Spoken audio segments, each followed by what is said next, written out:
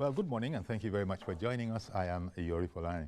Our guest this morning is a friend of the House, public affairs analyst and former chief technical advisor to the Imo State Governor, Chief Jerry Chukwueke. Well, thank you. He's been away for a while. He has a number of bases. One of them is Lagos, but then he's been out of Lagos, and this has to do, no doubt, with e-registration. Absolutely. The exercise of e-registration. Yes, and there's also the stakeholders conference. We would have spoken about that when it was really trending, but we can still speak about it today. So how's the exercise going, the e-registration? So the nexus is that the Southeast stakeholders strategic meeting that held in Enugu, I believe on the 10th of January, set in motion what's transpiring now. Because that meeting was about how we must engage with our people in the Southeast to ensure that we have robust voting for Mr. President. In relation to the 2027 and 2027 general election. And to talk about our story. Okay. Because now we have a story to tell, don't we? You're talking about the East. Oh, yes. The Southeast. Quite frankly, the whole country now. Exactly. Our party has a story to tell now. Okay. But I'm going to focus on the Southeast. Because the facts are abundantly clear. Our people have started to smell, feel, and touch the results of the reform agenda of Mr. President. It is clear. Let me tell you, all over the Southeast, during the electude, on the average, all of the country, when I say all of the country, I mean people of the Southeast and diasporans of the Southeast emptied in the Southeast. The flights were packed. Local flights in terms of pricing, because demand had outstripped supply, jumped all the way up to 600,000 naira, a one-way ticket to economy. Really? It was unbelievable. The hotels across the Southeast, over 85% occupancy. Guess what else? This was over Christmas. Oh, people extended their holidays. Because even after the 3rd of January, people were still all over the place, in hotels, restaurants, their communities. All over the Southeast, many communities where people had not returned home, were not able to return home due to insecurity for 4 or 5 years, return, festivities, money flowing in local governments and rural areas, diasporans flooding and spending money. Why is this going on? Why was it going on? Why? Security has strongly improved. We've seen the work. We've been talking about it to say, look at this security strategy of Mr. President and the subnational leaders. Okay, forest guards, community policing, security agencies working now in tandem with a common purpose and strategic focus. Security has strongly improved. No incidents. We heard none across the Southeast. In fact, even the Monday sit at home is becoming a thing of the past now. The governor, the Anambra governor, after the whole issue of, look, I will shut the markets if you people don't want to agree and understand the work that's been done. He was subsequently to go to the market and say, you see now. Exactly. It's the community beginning to call the bluff. Exactly. Okay, community engagement. Oh, yes. I'm going to talk about that in a minute. So our people are moving on now. We can smell the roses. Let me even talk more specifically about what I experienced in the Southeast. Massive roads in terms of transformation. Enugu, Onitsha. Enugu, Owerri. Owerri, Umuahia. Abakaliki. You connect the whole Southeast. Massive transformation in roads, and bridges and street lights. And ease of transportation. You will see clear evidence of both local and foreign investment settling in. The Southeast governors have taken full opportunity provided by this reform agenda, particularly now the very robust allocations going to the states to invest in infrastructure and to invest in those aspects of our people's lives that is now essentially resulting into a change of attitude. Okay.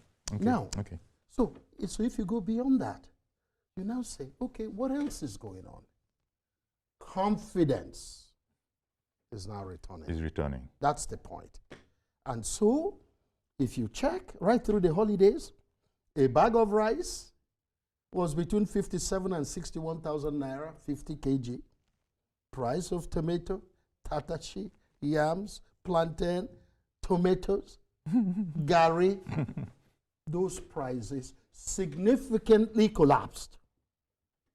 And our people, in fact, look healthier across the Southeast. But would you believe that there were actually complaints about the collapsing of prices? It's okay, those who want to make money and complain. But I'm talking about the welfare of our people. That's the game, isn't it? Mm-hmm. Because they were complaining, look, farmers, it's not, you didn't make it worth it for farmers. Well, guess what? Let's make it work for the majority of our people. And everybody else would adjust. Our people in the Southeast look healthier. You can smell it in their faces. You can see them.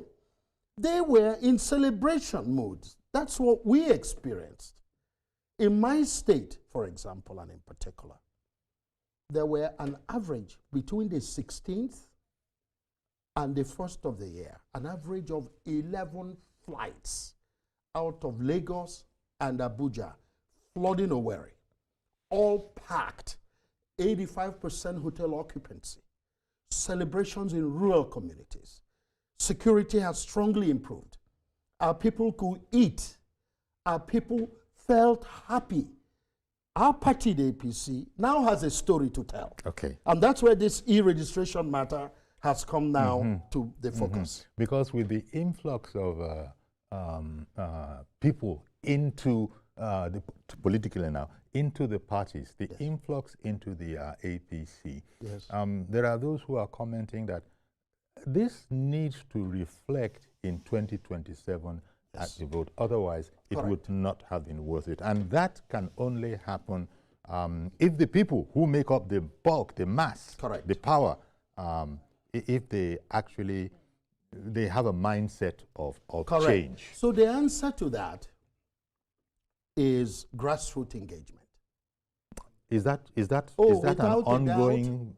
When you look at the numbers in Imo, for example, and I just got in from Imo yesterday, when you look at how robust our e-registration exercise is coming to play, it is because the stakeholders, party officials at all levels, meaning wards, local government, and state, and the governor himself is actively engaging with our local communities, explaining to them where we are and where we're going, and sharing their experiences in terms of how things are getting better. So people can disabuse their minds and say, this is working. I'll give you another example. Even for the big commerce people in the Southeast, exchange rate is stabilized now under $1,400 and the 1,400 naira per dollar, and dollars are available. You're not looking for them to do business. Dollars are available. Now, you see infrastructural development in terms of roads and bridges and street lights, improved security. You see confidence returning in terms of local and foreign investment. And I always make the point that to actually attract foreign investment, you need to have sufficient or strong local investment appetite. because foreign investors pivot on where and what local investors are doing. If the local investors are not there, what are you coming to do as a foreign investor? We're starting to see that confidence now. That's actually in evidence now? Oh, without a doubt. So you see buildings, you see hospitals, hotels, you see schools, you see the quest for even more private universities. You see improvement in healthcare. A lot is happening to the lives of our people. And so we said to them, remember the starting point in 2003 was 6% vote for President Bola Tinubu. That's right. Only 6%. Look what we got. Can you imagine what we'll get now? With a robust bloc vote to say, we appreciate the work you're doing. You've carried us along. Yes, we're not saying it's all there now, but clearly the progress is there, and our people are now smelling, feeling, and touching the impact of the reform agenda. And so it's a great thing. We're celebrating, actually. And it's an important statistic that you just quoted, the 6% only in the last election. That's why we got, that was our starting point. Only. Okay, that was where was our starting point. So it's going to have to be much more, an appreciably larger figure, but you seem very optimistic, especially if you can keep it going on the grassroots level. That's the point. So our leaders across the Southeast must now take the message down. Don't hang it. Don't let it hang. Let's engage with our people. Because when you talk about polling, the polling is a mass product. It's the opinions of people downstream. So you got to take him through. So they would even tell the story themselves and give testimonies as to how their lives are improving. That's where the leadership comes in. Okay. And that's what our governor is doing in Imo State, by the way. Taking charge and ensuring that stakeholders, party officials, and in fact, we're actually doing a recruitment drive because we're targeting new voters. We're targeting people who voted for other parties before. We say, come on, get real, not sentiment now. Nobody's going to be able to defeat Mr. President. What are they going to do differently? You want to take us back to high exchange rate? Do you want to take us back to insecurity? Do you want to take us back to poor road infrastructure and bridges? Do you want to take us back from the massive investment targets, even from the credit lines that Nigeria is exploiting that are targeted for the Southeast? The super grid, 3 billion. You're talking about the rail network connecting the Southeast, over 3 billion. You're talking about 500 million for dry ports for the Southeast. You're talking about the Southeast Development Commission and the Southeast Development Company supporting it with funding. All federal government. Are you talking about what Mr. Works Minister David Umahi is doing with the support and opportunities for the Southeast in road infrastructure? So what are you going to do differently? Who is going to do it differently? So let's not be sentimental. Well, let's focus on where we're going. You're calling it sentimental, but I'm imagining, I know you wanted to stay with APC and its achievement and its contribution towards the development. Yes. But parties like APCA are legacy parties in that area. Yes. And so people can't take it for granted. No, listen. Southeast politicians can't take it for granted. Listen, Yuri, I was a vice presidential candidate for APGA in 2019. Okay. So I know the APGA story. We voted the center. Anambra State is going to vote largely for Mr. President in 2027. In the center. We know that. So listen, our people know better now. Let's put it that way. We're better educated. We got to keep the grassroots engaged so they can better appreciate the milestones, the deliverables that are now coming from the reform agenda. It is real. Our people are feeling it, they're touching it, they're smelling it. There is no dispute. So if anybody has a different story as to what they would do differently better than what we're experiencing now, and where we're going, because this is a journey, we still have another 4, 5, 6 years of Mr. President and this agenda. It will only get better for our people. If anybody has a different story, it looks like maybe a bit late, because our people are enjoying the benefits. That is the issue.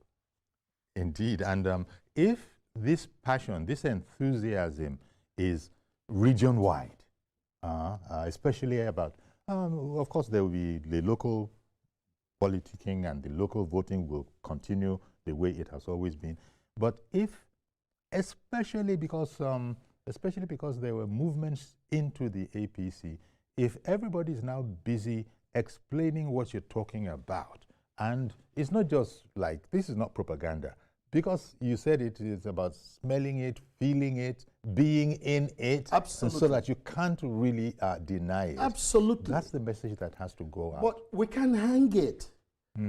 The leaders have to take the message to the grassroots. Our people are open-minded about it. What's your sense about that? Yes. What is your sense about that? About the leaders actually doing the needful? Well, we are doing. In the Imo, like I said, our governor took charge. In fact, called us to a meeting to say, guess what? We have a story to tell. Go back and engage with your local communities.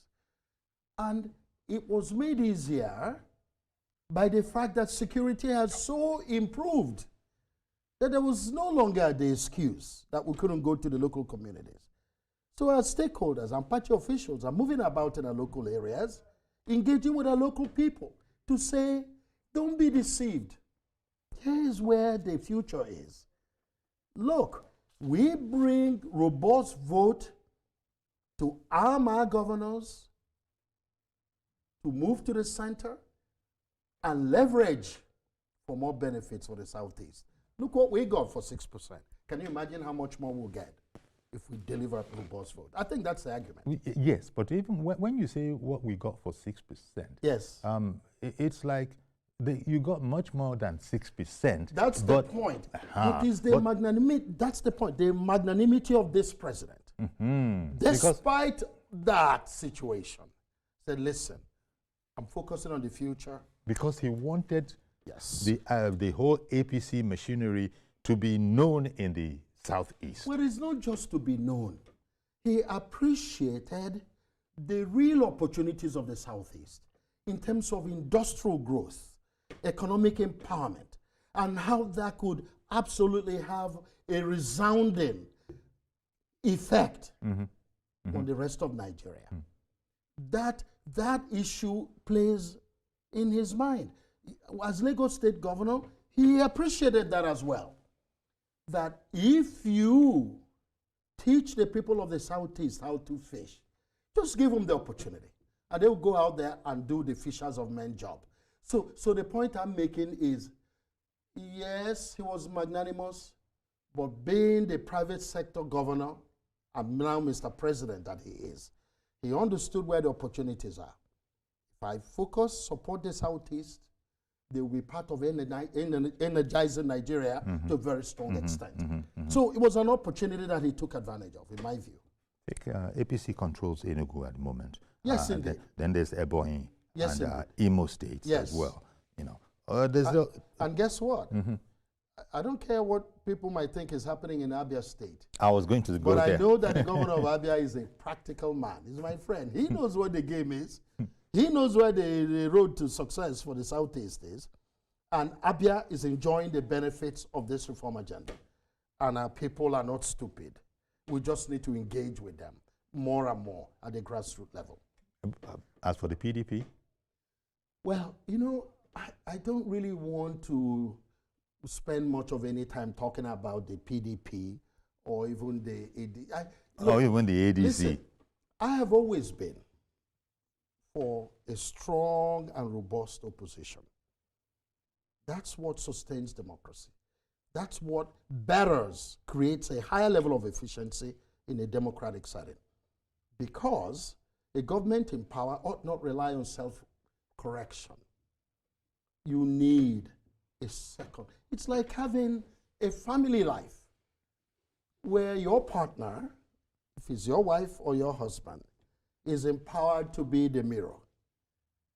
And she can take a look at you and say, hey, this is good, but the other one, I'm not so sure. That's the way it should be. That's what a viable opposition must enjoy. Now, the challenge I've always had with them is that we continue to go through this motion without movement? Can somebody start telling us what they would do differently from what Mr. President has done? That's what Nigerians want to hear, and we don't hear it. All we hear is they are struggling for ticket for presidency because they want to be president, and president for the sake of being president. Nigerians don't want to talk about that. They want to hear what you would do differently to improve their lives, to give them better dividends of democracy. Tell us what this government is not doing well and what you can do to better it. That's what it should be. What you would do differently. Not the issue of I want to be president. Come on. Do you want to change government for the sake of it? And that's the point. So the Southeast is understanding that message. Let's not get distracted. Let's stay focused on the future. We know where we're going. The agenda of reforms, we've seen the results. We smell them, we feel them, we touch them, we have a story to tell, our people are happy. And we can get more if we conduct it. It is coming. So we deliver these block votes, our governors will be more emboldened.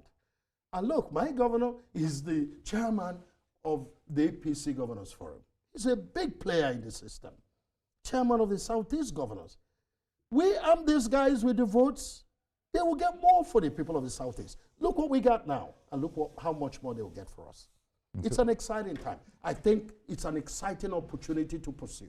And anybody who understands the game, that politics is about numbers, should better stand up now and do the needful for the people of the Southeast.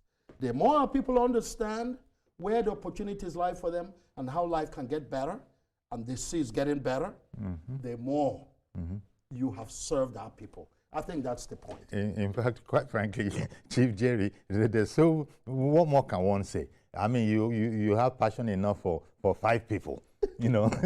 You have passion enough for 5 people, and it can only be because you consciously believe as a result of having been convinced with evidence. This is, it's, you know, the taste of the pudding is in the eating. It's empirical. I say to you, being a grassroots man, that our people look happier and healthier. They have more health care. They have more affordable food. The infrastructure is better. They can return to their farms. They can go home. And that security is not a small fish. Are you kidding me? It's not small at all. National Security Advisor's Office, the presidency, the governors, working together to close the gap. And guess what we have now? We have peace of mind, returning strongly to the Southeast, and that's creating more and more confidence. Okay, let's bring Tony in. Tony's in the UK. Good morning, Tony. Yeah, please. Can I talk to your guest, please? You can talk to the program. Go ahead, please. Yeah, you call in. You're speaking to us. I am happy that your guest is from Imo State. Okay. Hello, can you hear?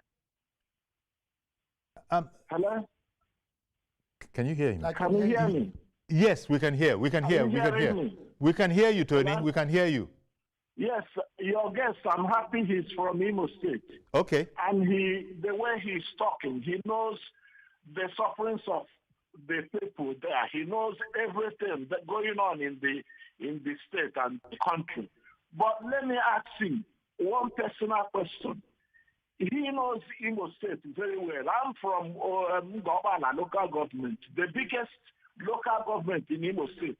Why is it that even when you go to the office there, you will see lizard on the ceiling? Why did they neglect that local government?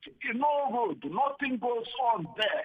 As I speak to you now, if you go behind me, you will discover what I'm saying. Nothing goes on there, decades. A very big local government. They are the people that vote all these governors. The biggest it's supposed to be about 3 local governments, but they made it only one local government. Nothing goes to Ngobala local government. The office is poor. The local government, nothing goes on there. What happened? Is it a conspiracy from the management of Imo State that local government should not be looked at? Okay. Why? Okay, Tony. So let me Tony, comment on that. Thank you very much. as you know, yes. Chief Jerry himself is not the governor. Mr. Tony, thank you for your comment. But I can flesh it out a little bit. Sure. I know where he's going with this. Sure. Now, I don't know when last he was home. I think he's calling from London. Yes. I don't know when last he was home. But if you go to Ngobala today, the biggest story happening, one of the biggest stories in Imo State, is the massive housing project where the governor approved and is working with in fact, a church-based investment company to build the biggest housing scheme in Imo today. The value of land there prior to this massive development that is now exceeded 200 homes in Ngobala. Land was less than 500,000 naira a plot there. Today is over 5 million naira per plot. I invite him to come home. We're not talking story. Because he is saying that the place is decrepit, is abandoned, and so can it be the same place? Empirical evidence. Okay. That's why I asked him when last he was home. So listen, with this massive housing project going on, diasporans are investing to buy homes in Ngobala. It's attracting new road network, new infrastructure in cabling, in disposal, waste disposal structures and so on. More access roads in Ngobala. And the governor took a personal pride to say, I will approve this, boom, and handed that COO, and that project has blown the whole thing wide open. Okay, so I invite you to not only come home, sir. I think you should buy one of those properties in Ngobala. Because it's the biggest story in Imo right now. Okay, so effectively you're saying that you don't know what happened, but you don't recognize the same place he is describing. No, he's talking about cobwebs. And I'm talking about real investment that is created, huge jobs in Ngobala. Huge investment. Value chain. So it can't have been abandoned. More money is flowing in Ngobala today than ever before. Well, I don't. Prices of house land gone up 6, 7, 8 times. So as you say, investment coming from the diaspora. You don't know when last he was home. I don't. So I'm not talking cobweb story. I'm talking about real investment and how our people are faring. It wasn't even cobweb. It's like lizards. He said there will be lizards on the ceiling. I was only doing him a favor. They want to talk lizards. It's called cobwebs. But Ngobala is one of the biggest stories today in Imo State. I invite you to come He also home, said sir. It's one of the biggest, if not the biggest. Well, he's talking about land mass. Okay. Not population. Okay. Oh, okay. He's talking about land mass. So when I talk about robust housing estate development and real estate development, you can see why Ngobala is a big player, in addition to agriculture. But the impact of that investment, and it's still ongoing, is the story that people will talk about for many, many years to come. Investors are absolutely flooding Ngobala as we speak, buying those assets. Okay, so as you were, the kind of things you've been saying about the area, the Southeast generally, and in particular in your area, it sort of connects with everything that you've been saying before. Yes. Everything that you've been saying before. Yes, I'm economist stupid. I'm not talking all the political messaging. I'm talking about how our people are feeling, what they're experiencing. Did I hear David? David in Yanopaja in Lagos. I'm economist stupid. I'm not talking all the... Okay, David, good morning. Go ahead, please.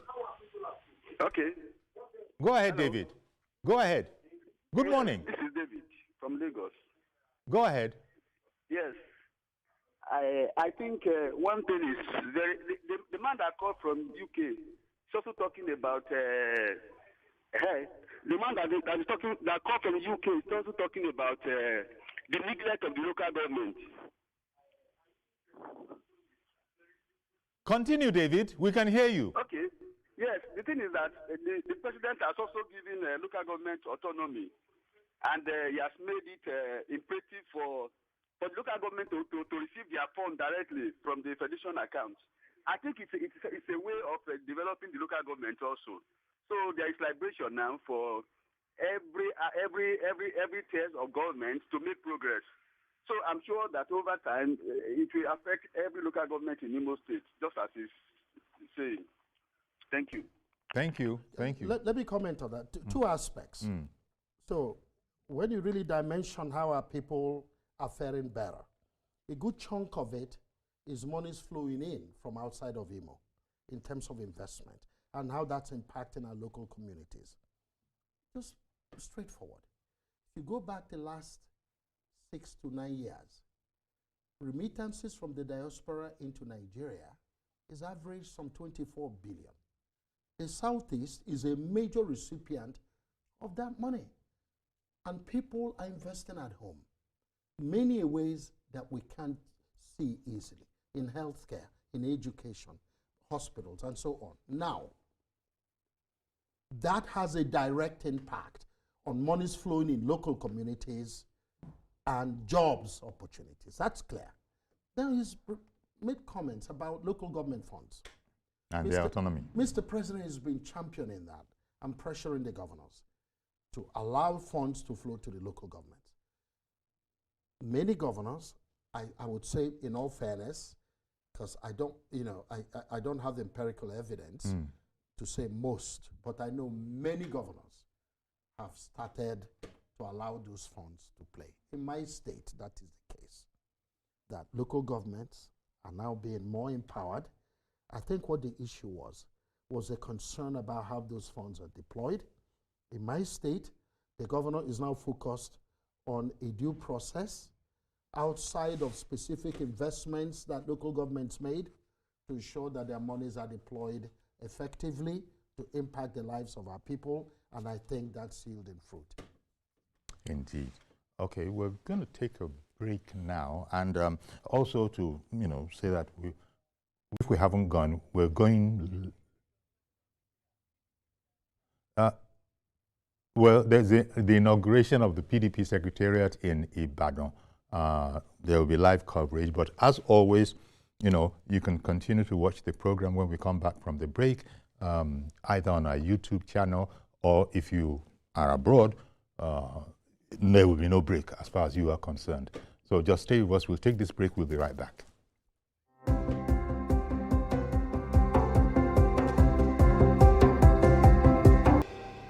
Okay, welcome back. We've been looking at the whole concept of the 2027 election and the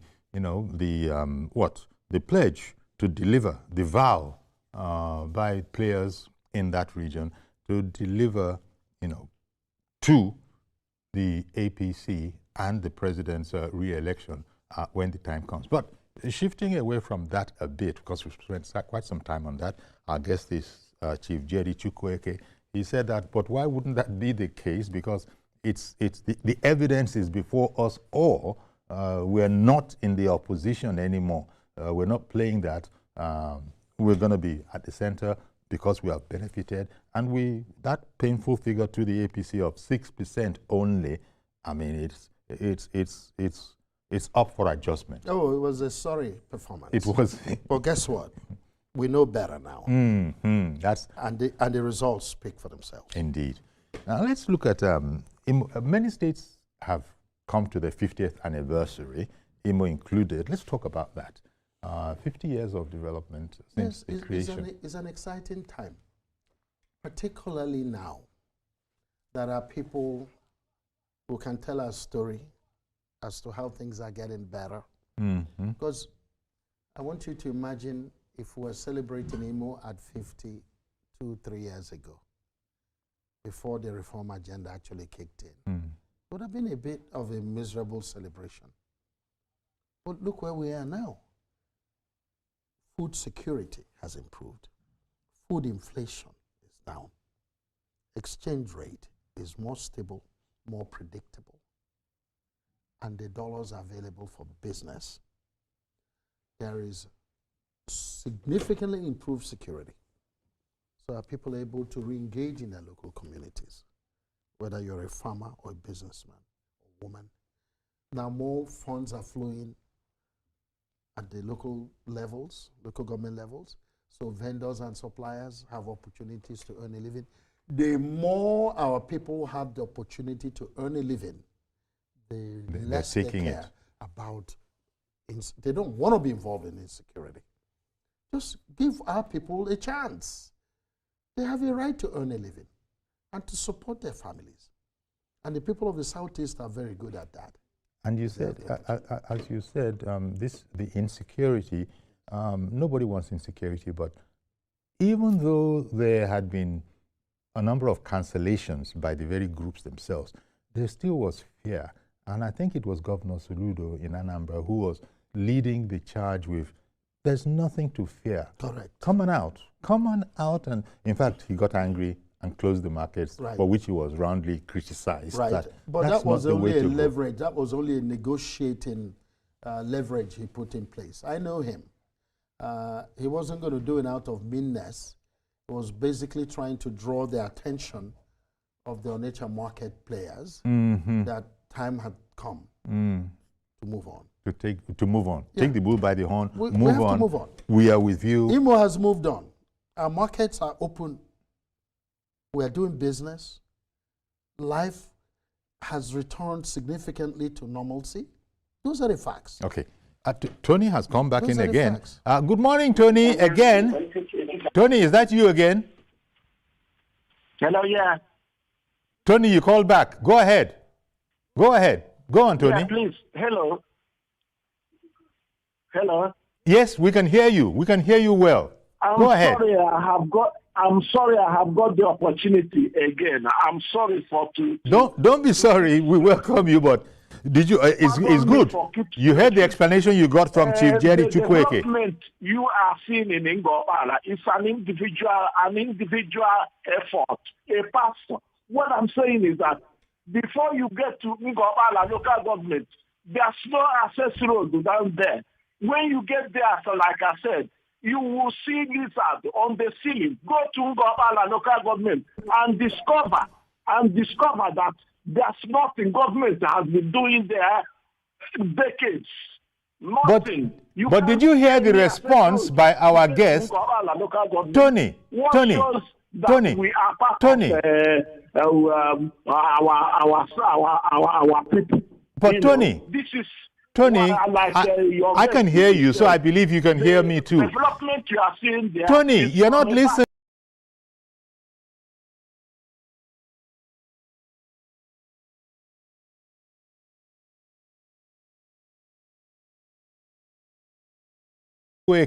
Who was explaining that it goes beyond what you are saying. Now you've come back and you're saying that, look, okay, whatever development is available there is as a result of an individual effort. Maybe that's what you want us to, take hold of now? Well, I don't want to necessarily join issues. I want people to really kind of ventilate. Yes. Let's hear what they are really talking about. But just to explain better, maybe that will help in clarification. So he admits, so he knows what I'm talking about, that Ngobala today is a center of real estate development in Imo State. How did it come about? He says it's individual effort. Not necessarily. The government partnered with them by allocating the massive land that was required for this investment. Because he was talking about a church effort. So he's talking about, so it's, like I said, it's a religious organization. It's a church investment that piloted it. But how did we get there? The governor partnered with them and government of Imo State to allocate the land and made commitments on the road networks to connect the investment they're making. That is one of the, that's the main key. That's the key, but also so this investment. Tony's complaint is that where are our roads? Currently, he's very close to the area. Yeah, well, that's why I keep saying I don't know when last he came home. He didn't comment on that. So what I'm saying is, when you go for a major investment, what starts to happen is that the ripple effect of that investment now just grows very significantly. How do you build over 200 high-quality housing without a road network and access roads game plan that accompanies it? See, that's the residual effect. That's coming. It's ongoing and coming. I'm even looking to buy one of those assets in Ngobala myself, because that's the biggest thing happening. Right and I'm now. happy Ngobala is talking about it. So I think he's narrowing a bit more on local government funds and local operations of local. Well, I'm talking the bigger economy of Ngobala and how that's impacting the lives of our people. So construction workers, vendors and suppliers, building equipment and materials, flooding that whole area, and money is flowing in the local area because of this partnership that the government drove with the church organization that is driving that investment. And a lot of those housing projects are being bought and investments coming from the diaspora. It's going to be a brand new town. Indeed, the way it is sounding. Oh, without a doubt. And you know, you can't sneeze at the role of the ruling party in the state, because it's all about progressiveness. Absolutely. You know, it's all about being progressive. It's all about paying attention to what are the needs, what are the requirements that are here. Correct. What are the assistances that can be given Exactly. and have been given. Exactly. So, Mr. Tony, I encourage you to just be a bit more patient and just focus on what's going on. The transformation of Ngobala is real, and a lot more is coming. Okay, Michael has come on the line. Good morning, Michael. Hello. Michael, I think we can hear you. Go ahead, Hello, Michael. good morning. Can you hear me? Yes, we can hear you, Michael. Okay. And please, on the issue of Imo State, I know the governor is doing a lot of good things, but let's take a local government like Oaji Egbima, for instance, in Abacheke. I do not remember the last time Abacheke in Oaji Egbima local government of Imo State has power supply. In fact, they are just posed there, no wire, nothing. What is the governor doing about this particular place in this local government? The government, hello? Yes, we can hear you. Are you done? Did you want to add something? Go ahead. The government Okay, and it's not your fault. I think it's the network. But I think we got enough substance. I think we got the juice of what he said. So if I may comment on that. Sure, please. You see, part of the real essence of government is to create an enabling environment for the private sector. Sterling Global Oil Company is looking at LPG. Everybody, remember, there's important local content arrangements in how oil companies operate. And our governor is staying on top of that in Imo. So what I'm saying is this: the times have come and gone when government is not focused in Imo on how to encourage these big investors in oil and gas to support local communities in roads, in electricity, supporting these investments so that natural gas, which we have in abundance, can play to work out for our people, like the caller was talking about. You know, not many people knew that it's an area of comparative advantage. Gas. Oh, you know, the availability of gas. It's the future of Nigeria, natural gas. Of course, absolutely, absolutely. And Imo is well placed. We're on the driver's seat when it comes to natural gas in Imo, and that's a major opportunity area for wealth creation for our state. So I can only just imagine going forward into. You were saying that, look, with if the region delivers on its pledge to keep the president in office beyond 2027, then all of these are surely on the drawing board. Absolutely. And they're not just on the drawing board. They've actually moved quite a bit. Many of these private companies have secured funding for independent power plants. The future of Nigeria, in my view, and particularly the Niger Delta, is how much of investment can come into power generation, feedstock as natural gas, because we have plenty. Well, and Imo certainly has very significant volume of that. Well, thank you very much, Michael. You know, that that point that you raised has, brought in the comment that Chief Jerry, Chukwueke has just made. For those that don't know how well placed Imo is with this fuel, it's an alternative fuel. Absolutely. And it's natural gas, one of the more efficient. Absolutely. So much so that even although how it will affect our transportation still needs to be seen. Yes, but it's how gas is converted to. So look, when you see all of the new technology about LPG and powering the automotive industry, it's all step by step as well. Federal government is doing quite a bit in that regard, but it's a new opportunity. Some of these things take a bit of time and gestation period. I think just as 3-4 years ago we were saying to Nigerians, well, 3 years ago, 2-3 years ago, just take a deep breath, calm down.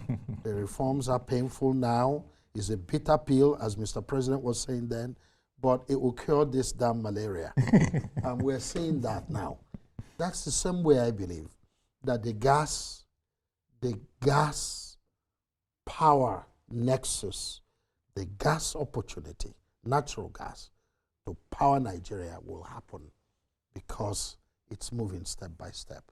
And luckily, by the special grace of God, we have plenty of it in the Niger Delta.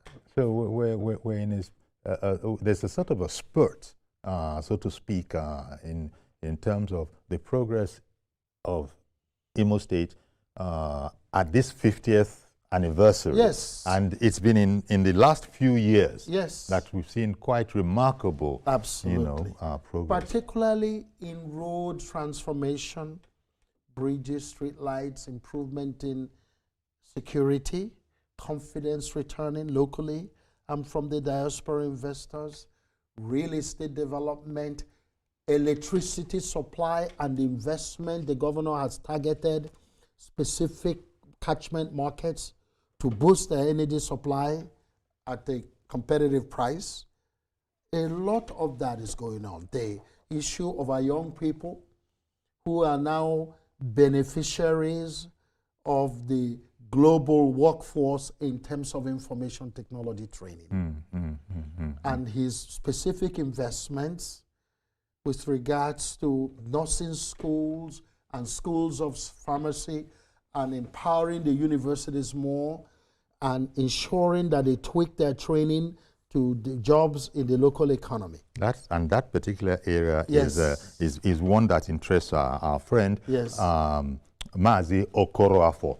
Anything on the educational line? Mazi Okoroafo. That's Mazi Okoroafo from Aruchuku in August. Good morning, I guess. Good morning, sir. Now, the science have already said it.